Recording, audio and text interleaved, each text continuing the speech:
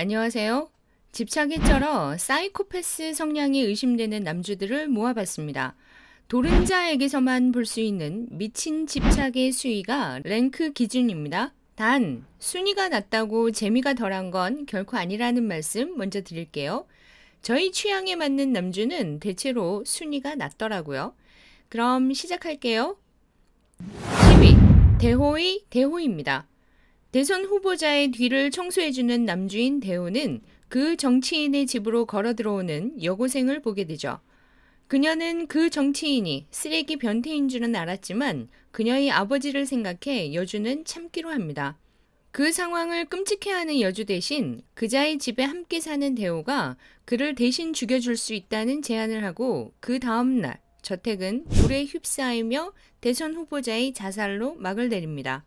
10년이 흐르고 건축사무소에서 일을 하는 여주에게 의뢰가 오고 그곳에서 만난 의뢰인은 바로 생각하기도 싫은 그 남자 대호였던 겁니다. 더 리뷰하면 심한 스포가 될 것 같아 여기까지 하겠지만 정말 재밌어요.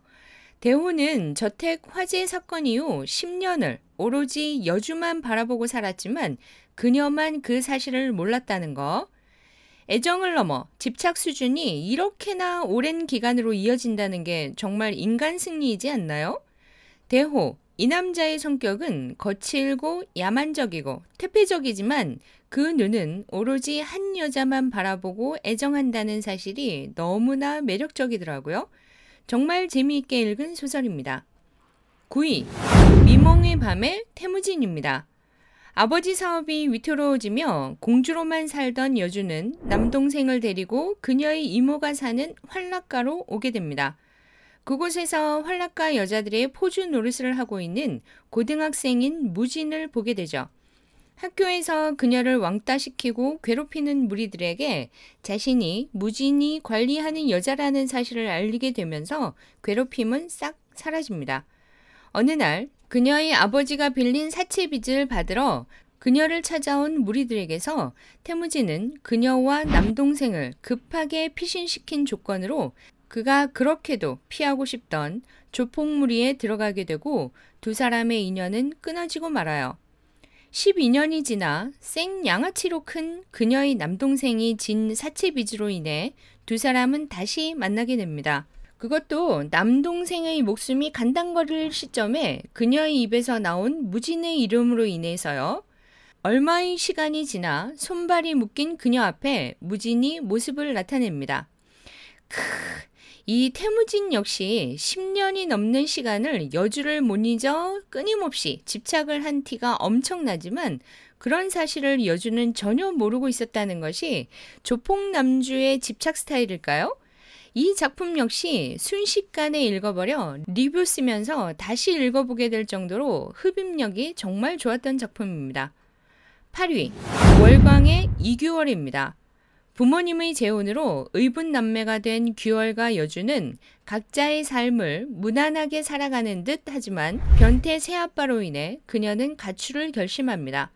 가출하기 전 마지막 가족여행을 떠난 별장에 누군가의 방화로 인해 불이 나고 두 부모의 살려달라는 절규를 무시하고 남주 규월은 그녀만 데리고 불 속을 헤쳐나오죠.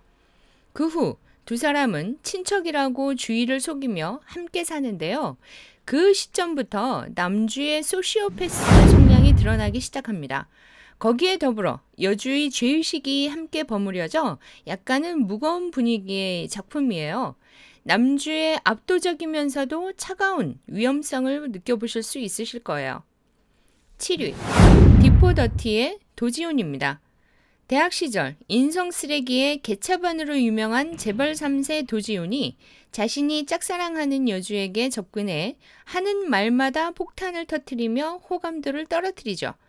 그나마 노력한 덕에 여주를 차지하고 불타는 사랑을 합니다. 하지만 재벌과 평민의 사랑이 웬 말?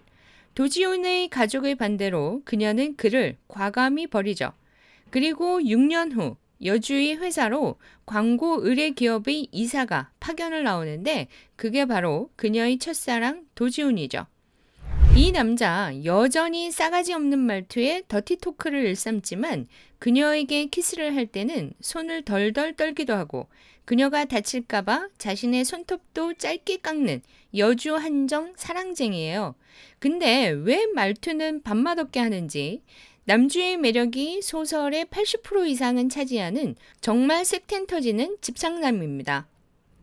6위 계절은 거꾸로 흐른다의 은호입니다. 집안의 사생아 여주가 할머니에 의해 강제로 결혼을 하지만 현모양처로 살아갑니다. 하지만 남편의 바람과 함께 이혼을 하고 시골로 내려와 살게 되죠. 그렇게도 자신을 구박하던 치매에 걸린 할머니를 돌보면서요. 어느 날 그녀의 옆집으로 20대 초반의 남자가 이사를 오고 그를 불쌍히 여긴 여주는 남동생처럼 살뜰히 대해줍니다.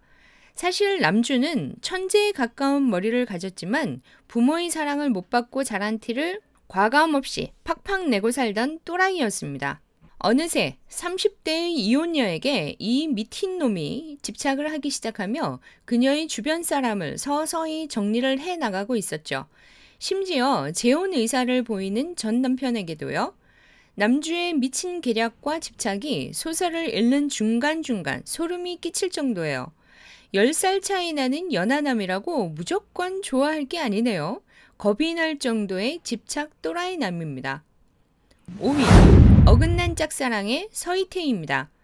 오랫동안 이태를 짝사랑하던 여주는 그에게 고백하기로 마음먹은 날 나쁜 놈에게 성폭행을 당할 위기에 놓이게 되고 그 순간 이태가 나타나 그녀를 구하게 되죠. 마음을 놓고 있는 그녀에게 이태는 이를 악물며 말을 합니다. 하마터면 이런 쓰레기한테 뺏길 뻔했잖아. 내가 얼마나 아껴 먹으려고 공들이고 있었는데. 이 한마디로 이 남주의 성격이 다 파악되셨으리라 생각합니다. 또라이 집착을 보다가도 변태짓을 시키고 다정남으로 돌아갔다가 다시 도른자로 돌아오는 이중인격이 아닌 다중인격남이라고 말하고 싶네요. 실제 범죄에 해당하는 데이트 폭력의 전조 증상을 과감히 보여주는 미친놈입니다. 미친놈을 잘 쓰시는 얍스님의 작품이라서 그런지 읽는 내내 숨막히는 갑갑증에 짜증이 솟을 정도로 소유욕이 도를 넘네요. 4위 디 아일랜드의 강진원입니다.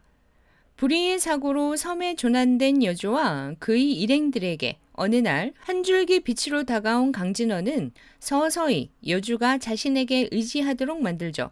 눈에 띄지도 않을 속도로요. 마치 눈에 보이지 않는 낚싯줄을 여주에게 꿰어 살금살금 자신에게 당기듯이요. 섬에서의 힘든 조난 생활에 음식과 잠자리를 제공하는 그에게 여주가 한없이 빠져드는 건 어쩌면 당연한 건지도 모르죠. 하지만 그 후 밝혀지는 강진원의 정체와 그 섬의 용도 그리고 정기적으로 물자를 나르는 배가 있다는 사실을 깨달은 여주에게 남주는 제동을 걸며 그녀를 유리 감옥에 가두는데 성공합니다. 암튼 한마디로 현실에서 이런 남자 안 만나기를 바랄 뿐입니다. 3위 사준의 종의 사준입니다. 할머니와 사는 여주가 사고뭉치인 남주를 스토킹하며 그가 모르게 뒤에서 처리를 해줄 정도로 여주는 고등학교에 사준의 종으로 유명하죠. 어느 날 여주가 키우는 고양이를 발로 차 죽여버린 날 여주의 할머니마저 돌아가시고 다음 날 여주는 홀연히 그녀의 엄마와 함께 이사를 가버리고 맙니다. 몇 년 만에 재회한 두 사람은 채무관계에 얽히게 되고 그녀는 기어이 사준에 의해 감금되기에 이릅니다. 놓아달라 부탁을 하는 여주에게 그녀의 엄마로 협박하기도 해요. 제정신 아니죠? 아이를 가진 그녀에게 강제로 낙태 수술을 계획하기도 하는 이 남자. 인간으로 볼 수가 없을 정도입니다. 또라이 남주, 후회하는 남주가 보시고 싶으시다면 강력 추천합니다. 2위, 구렁이의 연혜진입니다.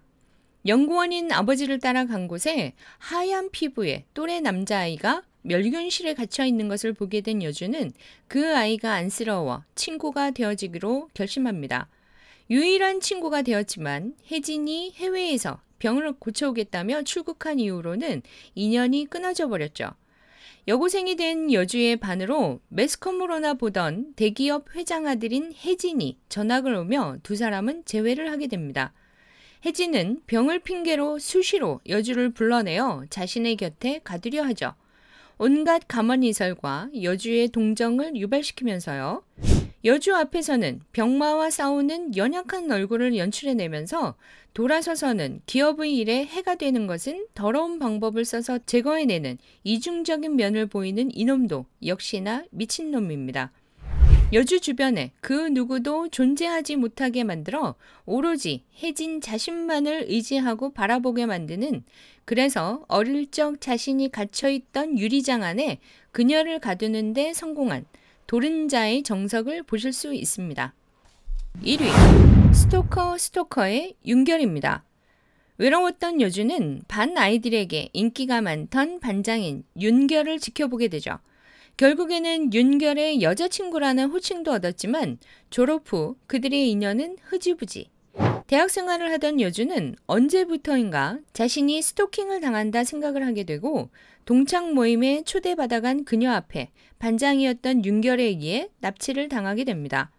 그녀를 납치하려 3년간 계획을 세우고 철저하게 그녀를 스토킹하던 윤결에게는 그녀를 사랑한다는 마음이 전혀 느껴지지 않는 그냥 미친놈이에요. 피폐, 감금, 납치, 도망 이런 키워드에 혹해서 읽었다가 매력없는 사이코패스가 등장하는 찝찝한 소설을 보게 되었네요.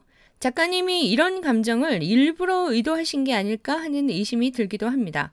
스토커 뒤에 콤마가 왜 있는지 책을 다 읽고 난 후에 아하 하며 무릎을 탁 쳤습니다. 남주의 스토킹에는 무언가 이유가 있다는 스포를 남기며 그냥 도른자, 하지만 흡입력이 쩌는 그저 무서운 미친놈을 1위로 뽑았습니다.